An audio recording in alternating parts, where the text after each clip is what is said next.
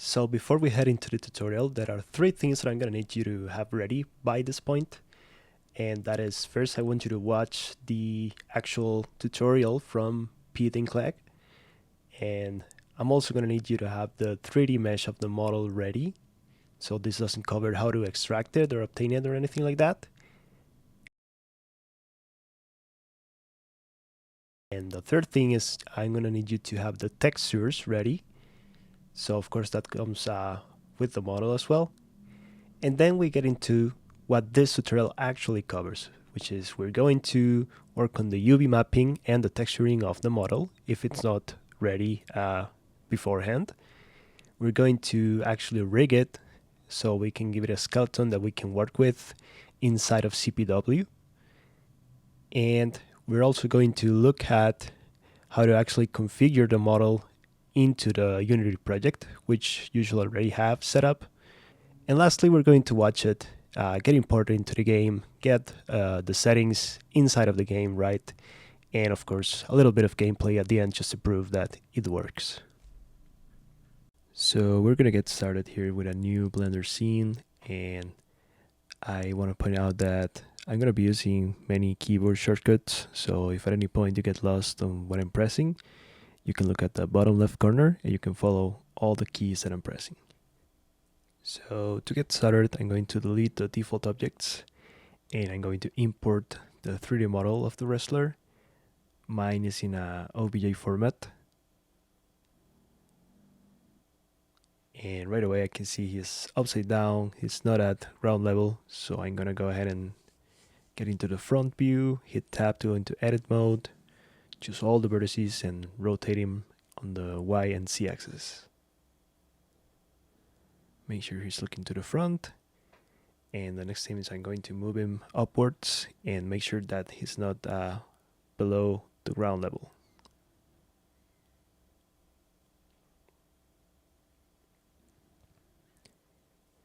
So now that I got him positioned correctly, if I head over to the materials tab, I can see that he has a large number of materials, even more than textures. And the first thing we're going to do is we're going to go into edit mode, choose all the vertices, hit P, and we're going to separate by material. So each one of these meshes is here. It's going to have only one material, and some of them are repeated. So I will heavily recommend that you have a folder with the textures opened up. And this is going to be your source of truth for how many materials the wrestler actually has. So now that I see that there are body parts that are repeated in terms of materials, I'm going to choose what I believe are part of the same material and join them up. So he seems to have a lot of parts that are from the body.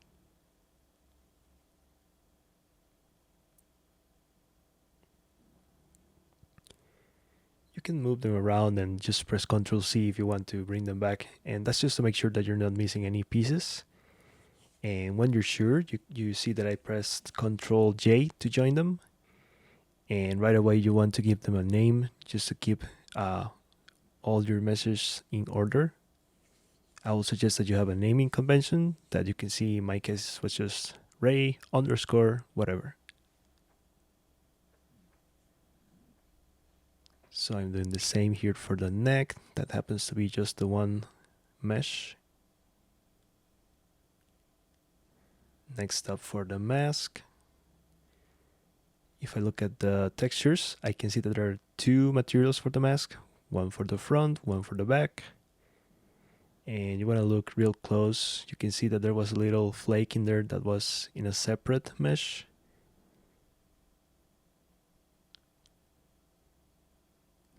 Once I'm sure that's the whole front of the mask, I join them and I give them a name. So you're going to see that the same process that I did for one, it's what you have to do for the rest of the meshes. In here it looks like the back of the mask is all in one piece.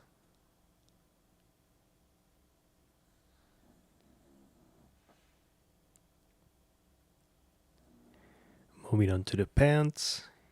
looks like it's split up into 3 parts. And again, get comfortable with moving pieces around. You can always press Ctrl C, but you just want to make sure that you got all of the meshes. And as I looked at the textures, I can see that there are 2 materials for the pants, one for each leg. So I go ahead and join them, give them a name.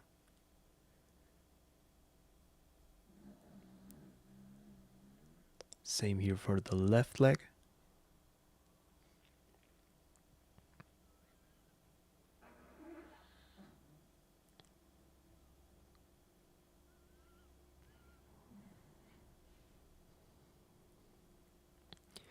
And I also want to show you that depending on the wrestler, you're going to have special cases with weird textures. So you can see here that this belt object is also grouped with part of the teeth and part of the eyes. And if I go and look at one of the textures, for some reason, it was packed in the same texture for the eyeballs, the belt, there's a tattoo on the back, and the teeth. So in our specific case, we're going to have to group all of those together. So I go ahead and select them. You can see I was missing the upper part of the teeth and one of the eyeballs. And because of this special case, we have to join these. And here I noticed that there was also a tattoo missing, but I have reference pictures that I highly suggest you do the same. And thanks to those reference pictures, I noticed that the tattoo is on the back. And that's when I realized that that little flake has to be part of this one mesh. So I go ahead and join them and give them a name.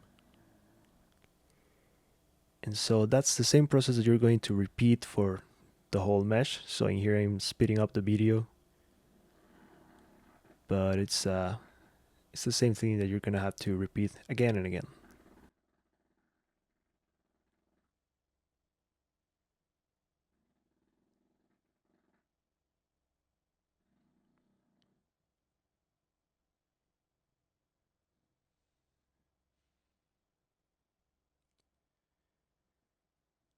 So once you're done, you're gonna have all of these meshes, and each one of them is going to represent one of the materials.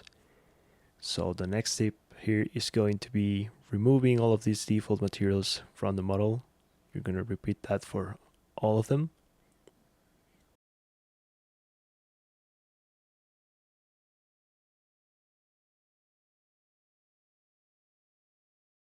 So once you're done removing all the materials, we're going to move to the next process that you're going to repeat again and again for all the meshes, which is adding the textures. And of course we have to switch to the material view to be able to see them. So click right here.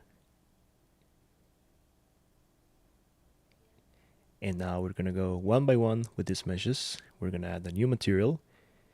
Of course, I recommend that you have a naming convention for the materials. It's going to help you later. So in my case, it's Ray underscore whatever. And you're going to go in here in this yellow dot, click on it, and select image texture. And this is when we're going to actually load the texture image. So go ahead and click open, go to your textures folder, and finally select the texture.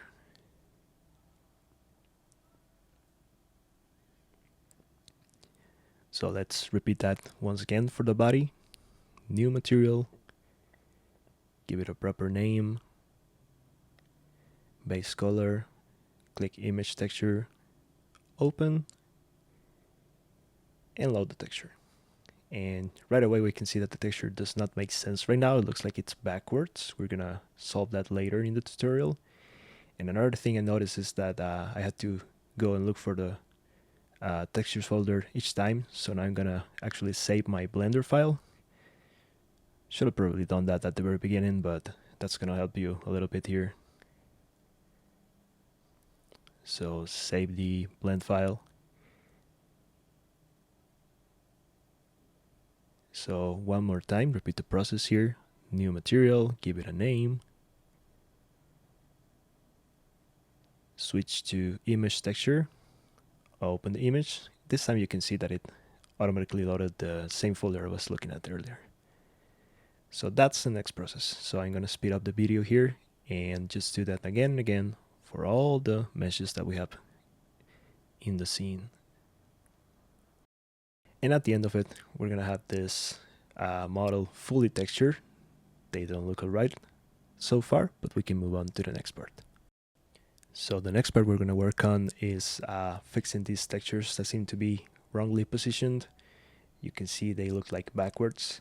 And this is because the UV mapping is wrong right now on the model. You might have a different scenario than me, but we're going to follow this example. So in order to fix this, we're going to move over to the UV editing tab, switch to material view on the right side, and on the left side you're going to actually see the UV mappings.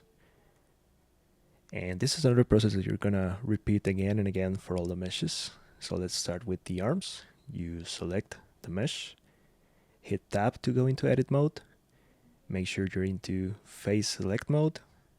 You will select one of the faces and then the image is going to show up on the left side. You're going to hit A to select all of the faces.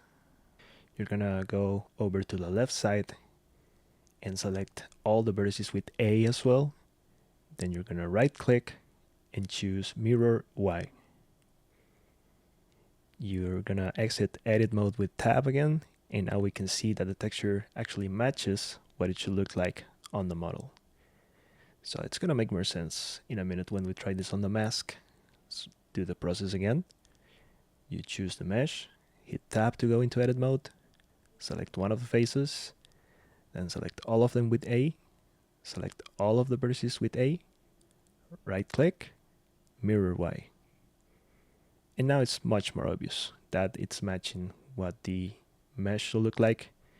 So in my case, that was the issue. It was just that we need to mirror the faces on all of them. And this is actually an interesting case because you can see that mirroring Y was not all that I had to do because of the proportions of the texture. So if you need to move things around, you will do so by pressing G on the keyboard, and then I pressed Y to only move them on the Y-axis. So I repositioned that UV mapping in there. You might have some specific cases like that. And once I exit the edit mode, you can see that the face now does look correctly UV mapped.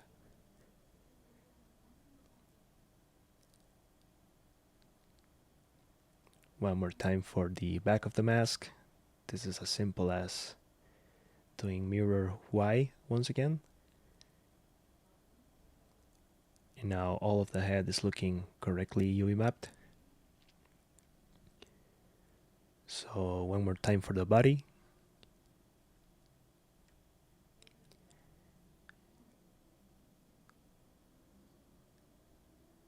Select the body, hit tab, select the face, or just press A to select all of them. And on the left side you will mirror Y, and you can see that it's fixed. So once again, that's a process that you're going to repeat for all of the meshes, and just make sure that they look right.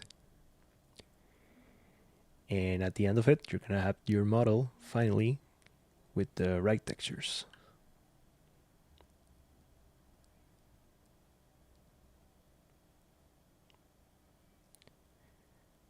It's worth mentioning that it might be different for you depending on the game. In my case, I got this model from Here Comes the Pain.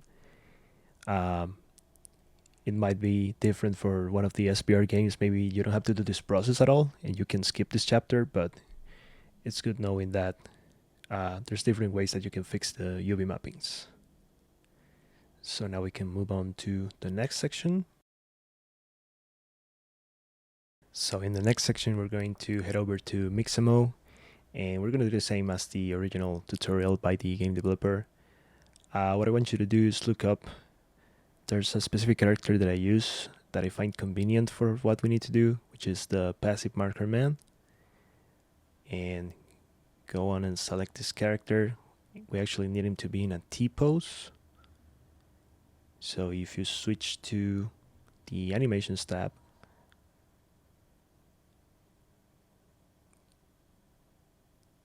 we can search for a T-pose.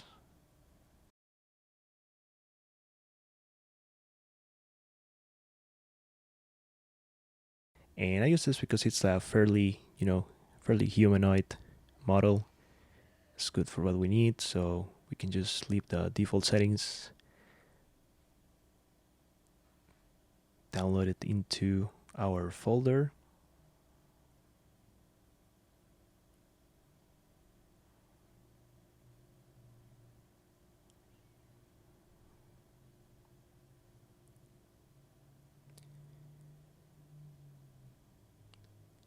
And so we head over to Blender and we're going to import this already rigged character into our scene. We're going to use him to give a skeleton to our 3D model, which we need for the game. So right away I can see that the model is like super small compared to Ray, so I'm gonna head over to the front view in here and I'm going to scale it up to match our 3D model as much as possible. We also only need the body of that model we imported, so I'm deleting this mocap guy and the other meshes that we don't need. Right there, I only need the body, so I delete all of these and that root object. So I'll select the armature, very important. And you want to scale it up or down, whatever you need in your context. Make it match the wrestler as much as possible. And the reason we do this is because we're going to use the skeleton from that 3D model and we're going to edit it so that it matches the proportions of our wrestler. So you can see there I switched to wireframe view. You can see all of the bones that make up the skeleton. In here, just aligning it a little bit more. I used there the fingers as a point of reference. And once again, this is just for convenience. We want it to be as close as what we need.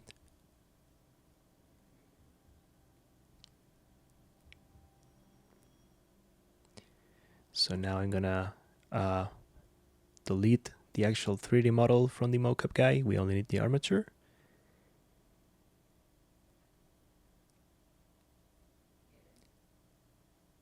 And make sure that you're in edit mode, of course. Set the wireframe view, and now what we're gonna do is edit the position of the bones. It's very important that we do this in edit mode. And we can see that some parts don't really match what they should be, so that little bone there, it's the neck. And I noticed that it's not exactly at the position it should be.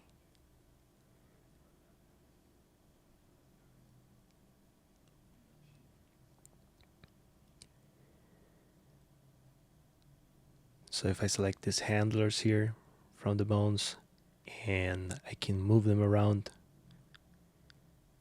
In my case, I'm hitting G and then C to move them only on the Z axis, and I just did it to move them up a bit.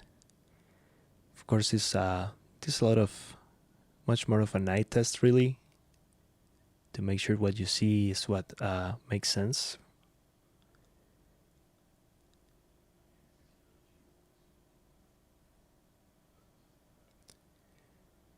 So in here, I'm gonna move the handler that exists between the arm and the forearm.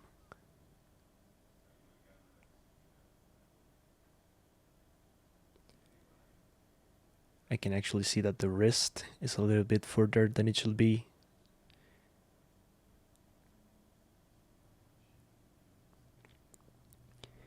So I'm gonna go ahead and select all of these bones and move them with G.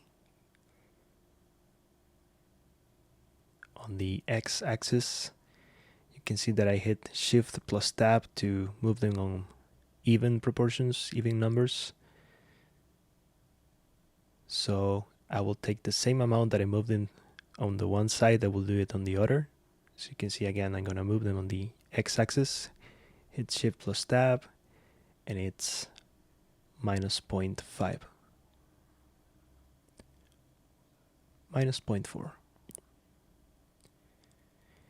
And the only reason we're doing this is because we want it to match the proportions of our wrestler. So of course, Rey Mysterio is a little bit shorter and has shorter arms. If this was like, for example, the Big Show or I don't know, Andre the Giant, you're probably gonna have to make some other changes. This handle right here is supposed to be on the top of the head.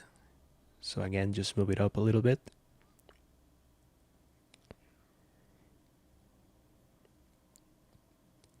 And then the next thing I notice is that the leg bones are a little bit towards the inside, a bit more than they should be, so I'm just gonna move them outwards. So I select all of the leg bones, and I'm gonna move them in the x-axis minus 0.1. So if I do that on the one side, I'll do the same on the other. So 0.1.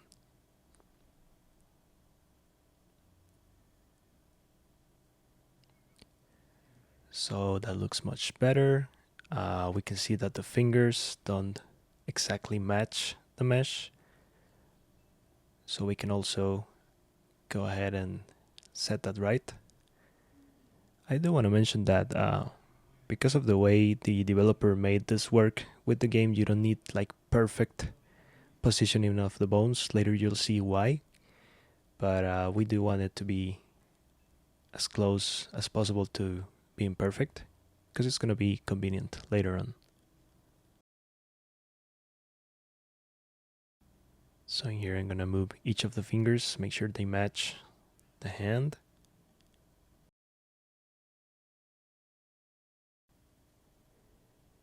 And then of course we will do the same on the other side.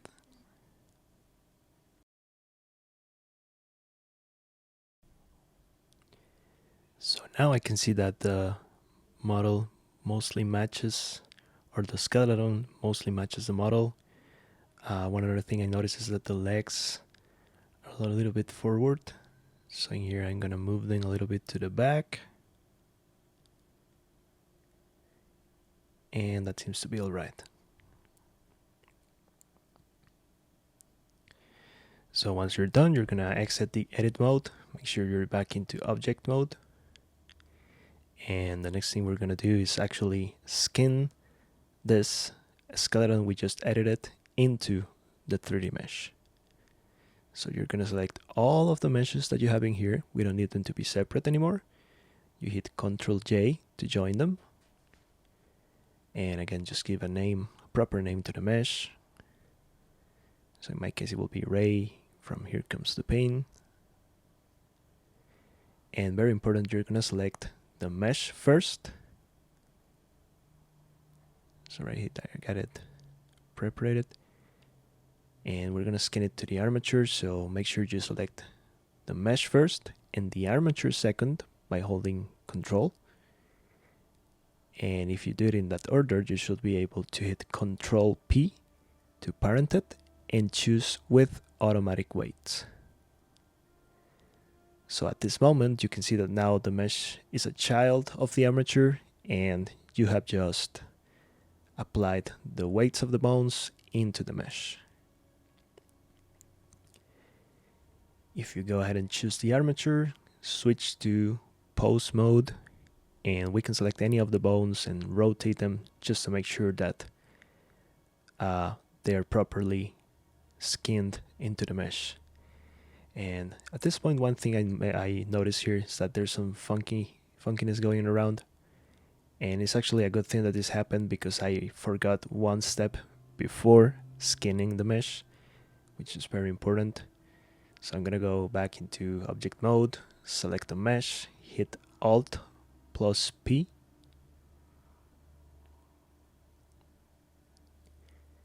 And with that, you're gonna hit clear parent. So we're undoing what we just did earlier. And there's one more thing that we need to fix for this mesh. So I'm gonna remove all of the vertex groups in here. You can go ahead and do the same. Remove all of the vertex groups that are from the bones. You're gonna switch to edit mode, select all of the vertices in your mesh, and if we go closer in here, you can see that that vertex is in the same position as the other one, but they are two separate vertices. And this shouldn't be the case. This is because we separated the meshes into materials. But you're gonna go ahead and select all of the vertices, hit M, and you're gonna choose by distance. And what this is doing is that every single vertex that exists in the same position as the other one, they're gonna be merged.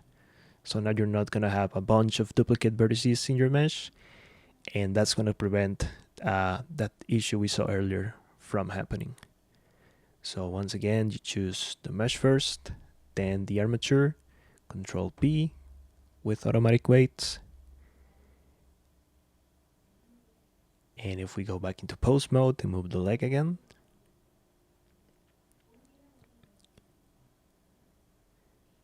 choose any of the bones, move them around. And if we see this in material view, you can see that there's no longer any gaps in there between the meshes. So at this point, we can say that we successfully skinned the mesh. You can go ahead and play around with any of the bones. Oh, right there, yeah. You can see that I missed the teeth. They are not currently skinned to any of the bones. So that's why they seem to be floating around. And there's another way to skin the bones into any part of the mesh. So we're gonna exit the pose mode, select the mesh, go into the edit mode. We're going to select the teeth. I'm using L to link all of the vertices which are in the same group as the whatever my mouse is pointing at. And you can see that we have all these vertices groups on the right. We're gonna go ahead and assign the teeth to the head. And because we just did this, that teeth mesh is now part of the head bone. So if I go back into pose mode and select the neck, rotate it around,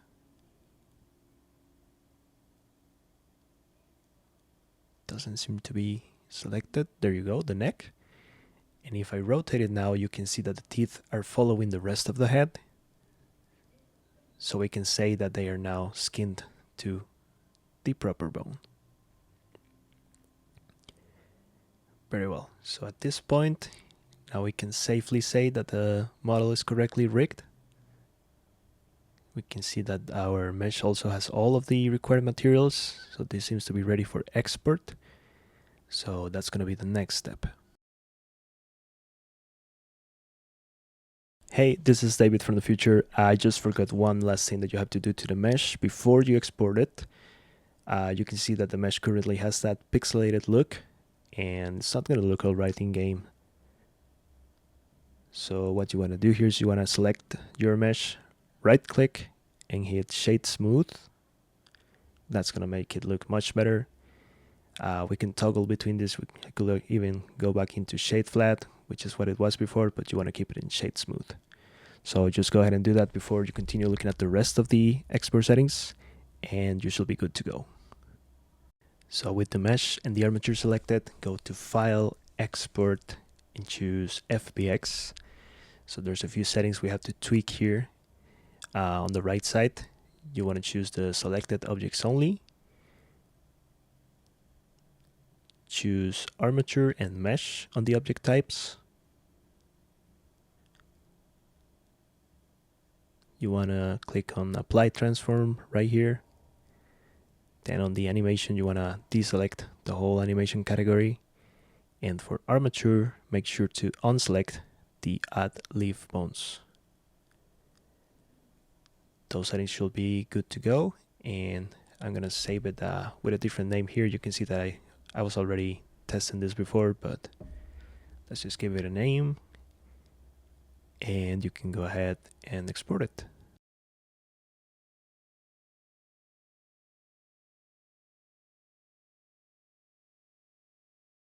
So now I will head to my Unity project here, and you can see I already had a mod prepared there. We're going to do the same for our wrestler, so let me just hide that. And I want you to have a folder structure like this. I have a folder for CPW in general, and then a characters folder. And if I go in it, you can see I have already 4 imported FBXs of wrestlers. We're going to do the same in a little bit. I want you to have also a materials folder and a textures folder inside it. This is not obligatory, it's just going to help you a lot. And within the texture folder, I want you to go ahead and import all of the textures that our wrestler is going to use. So if you head here to import new asset, and you're going to go look for all the image files, just make sure to import them all, and this is going to become very convenient in a little bit.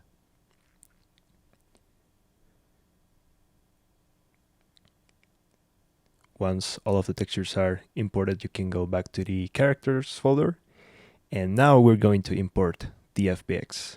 So once again, import new asset and select the FBX that we just exported from Blender. And you can see here that the textures were automatically applied to the materials of the wrestler. There's a few things we have to change here. In the rig tab, I need you to change this to humanoid and apply. In the animation tab, you have to disable that checkbox and apply. And in the materials tab, you will go ahead and click extract materials. And in the materials folder, you'll probably want to create a new folder for each wrestler just to keep things in order. So I create new one for Mysterio, select the folder, and there you go.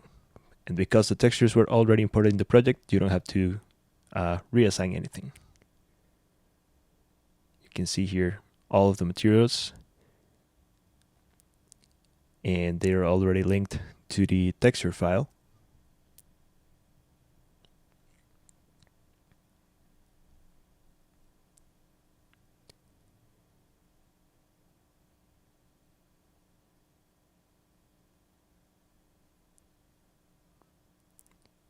So the next thing we'll do is drag the actual 3D model into the scene, and there's an array of things that can happen here. It could be properly scaled. In our case, it's giant, so there's an easy way to fix that.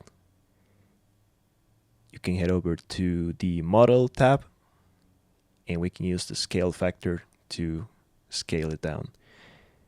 If you notice, this is a repetition of stuff that's mentioned in the original video by the game developer. So you can see there I applied a 0.1 scale, and that looks much better.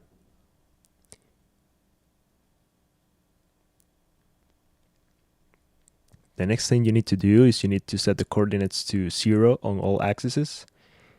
And if you don't do this, there's going to be like a small bug later when you import the wrestler, so just make sure that it's in the very center of the scene.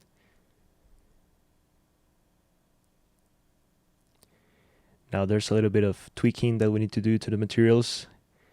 You can see some of the glossiness that's applied by default on all of the materials, so depending on what the material actually is, you will want to change this to either 0 or 1 for smoothness.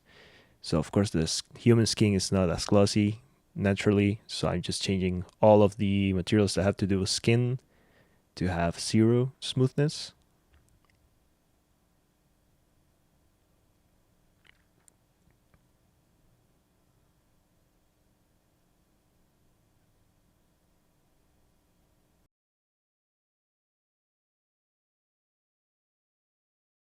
Very well.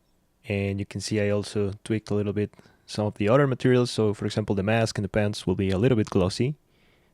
Wouldn't have a smoothness of 0, but this is something that you have to set up following your preference. Another thing that we want to do, and this is a following recommendation from the game developer, is we want to change every single material to use the workflow mode on specular.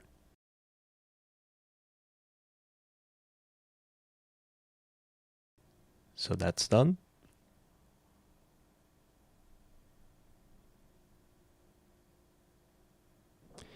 The next thing that I notice here is that you can see one of the flaps from the mask is not showing correctly on the other side. It renders one of the faces, but in the opposite side it's invisible. And there's an easy way we can fix that in the material settings. So for the mask front, you want to change the render face setting to both. And that's just going to make sure that the texture is always seen no matter which side you're looking from.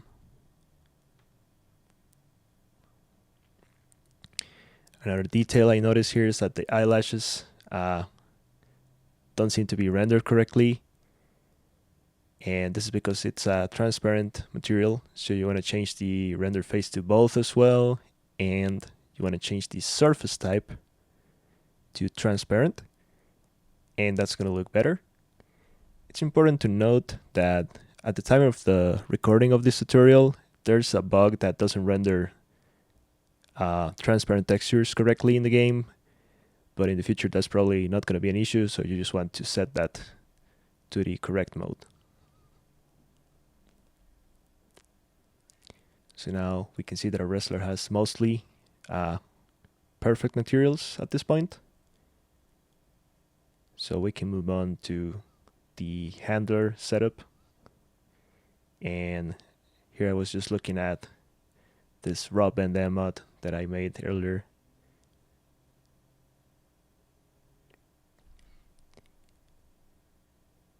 One thing that I noticed here is that if we look at the height difference between the two, of course we know that Rey Mysterio is a little bit shorter than most wrestlers, and in this case it seems like there's not a lot of difference in the height.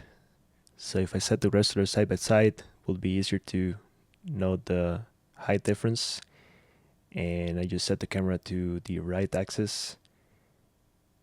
So the same way we fixed the scale earlier, we can use this to give it a perfect height. And in this case I will try different numbers. Remember to always click on apply, and you can see that now he's looking shorter. Of course there's a few ways you could find the perfect value for each wrestler if you had something to scale them on. But for the sake of this tutorial, I just did it quickly. I know that Rey, that's roughly the height of Rey, so we will continue working with this setup.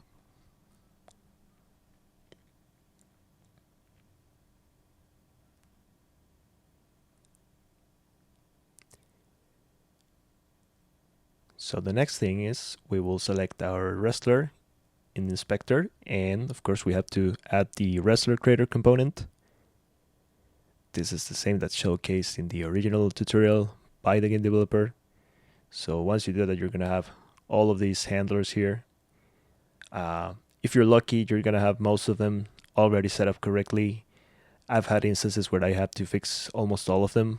Fortunately, it's not too hard to do it. So you can see in my case, it seems like only the pelvis handler wasn't set up correctly. So if you head over to the scanners object, click on the drop down and click on the whatever handler you need to fix. I think you can also use the move tool, but it's better to use the scale from what I've seen. So here I just need to scale it up. And the logic of this is that the yellow square you see there should be able to wrap around the wrestler.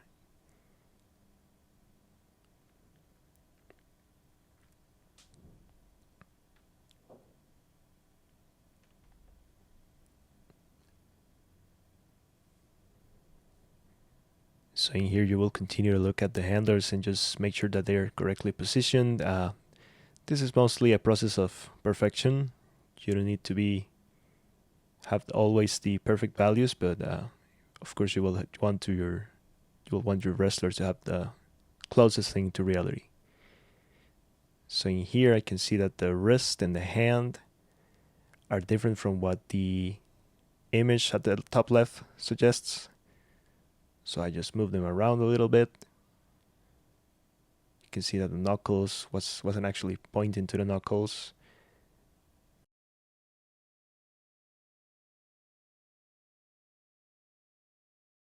So once you're done setting up all the handlers, you can go back to the top level object, and you can see there's not any more handlers with errors. So we will click here on create body description, and that's actually going to create all of the shapes that interact with the physics system of the game.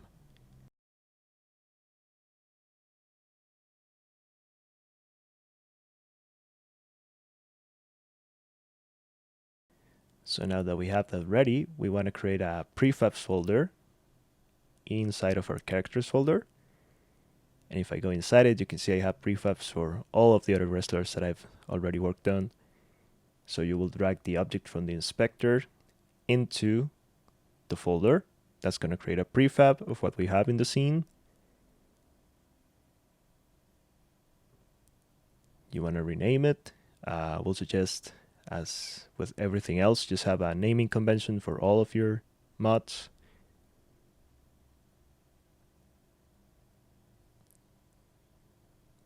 And once you have your prefab ready,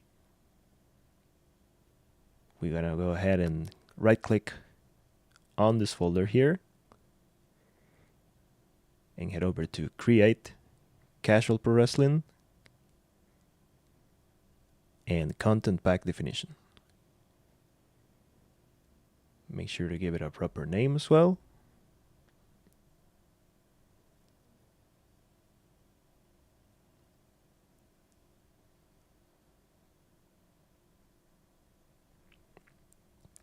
So this content pack is going to be like the root of the folder itself. You want to go ahead and give it a name. Of course, change the author name as well. Add whatever description you want to add to it.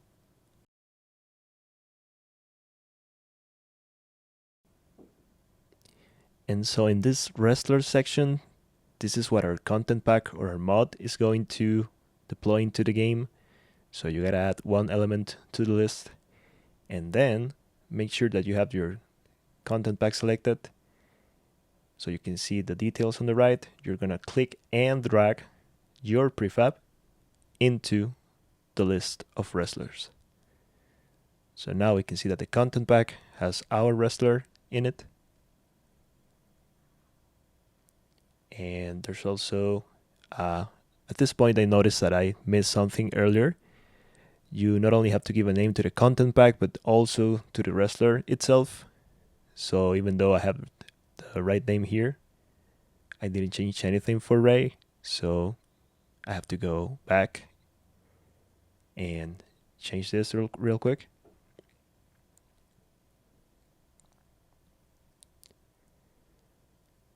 You can just go ahead and delete the prefab.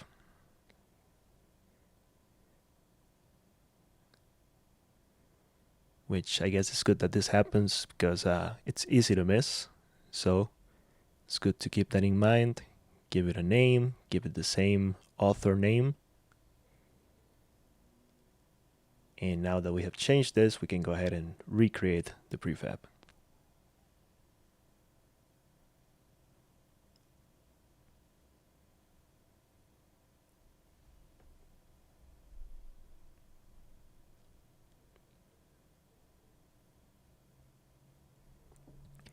So once again, let's repeat the process. Select your content pack, click and drag the prefab into the list, and now we have it set up correctly.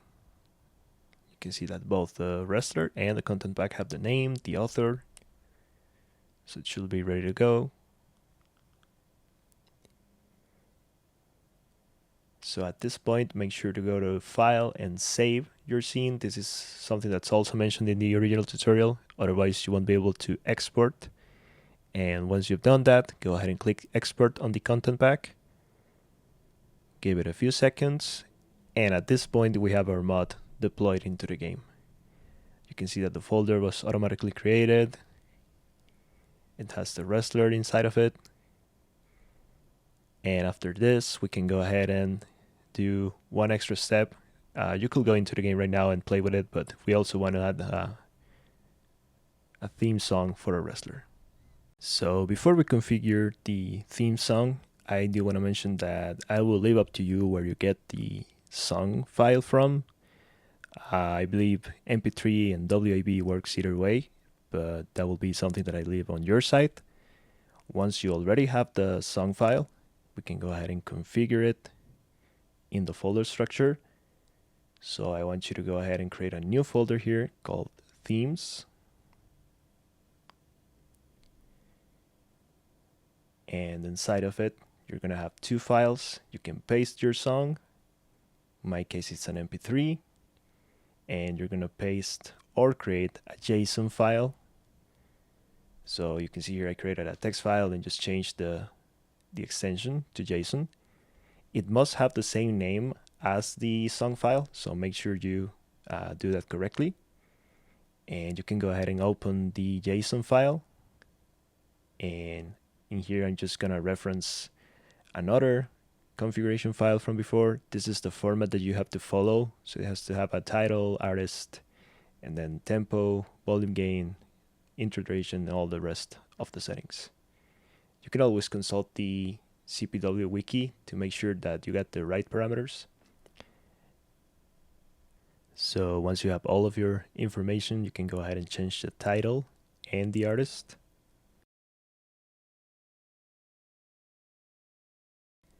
And as for the tempo and the volume gain, that depends on the volume levels of the actual song, and those are parameters that you want to play with depending on your specific mod.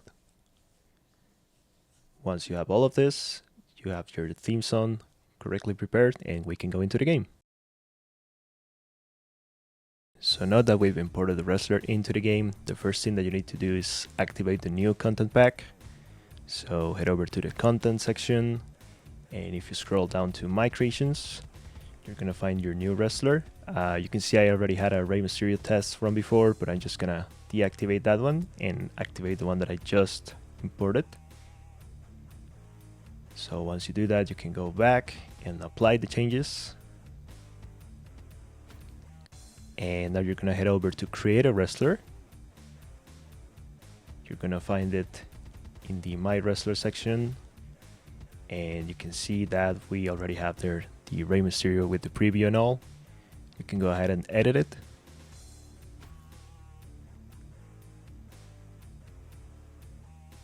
And we finally got our new wrestler into the game. So there's a few things we gotta configure here. The first one will be the entrance song.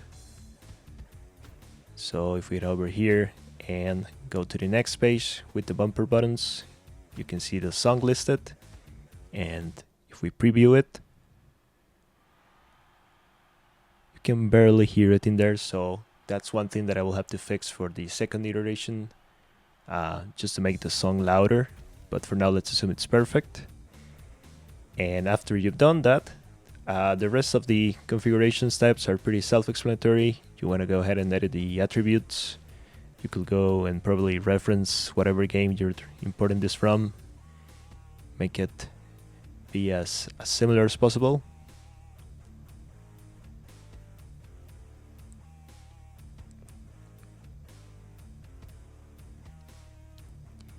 And same story for the moves. Of course, at the time of the recording of this tutorial, we don't have a whole lot of moves to choose from to make a specific moveset for him, so I'm just going to randomize it, but this is something you will do from your own knowledge. And finally, make sure to save and exit. And now that we've done this, we can go ahead and test our new mod. So I'm just going to create a match here real quick and see how it goes.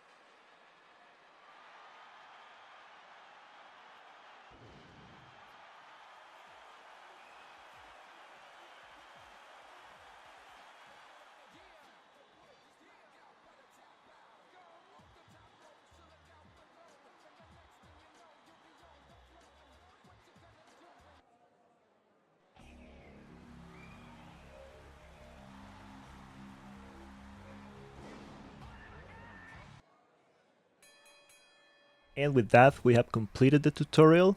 At this stage, you could go back and repeat any of the steps to improve or polish the end product. But the important thing is that you understand the workflow in general, and I really hope it was explained clearly enough, and I encourage you to try it out, of course. I find it very exciting, the idea that CPW enables us to import any given wrestler from any game. And if you have any further questions, feel welcome to reach out to me.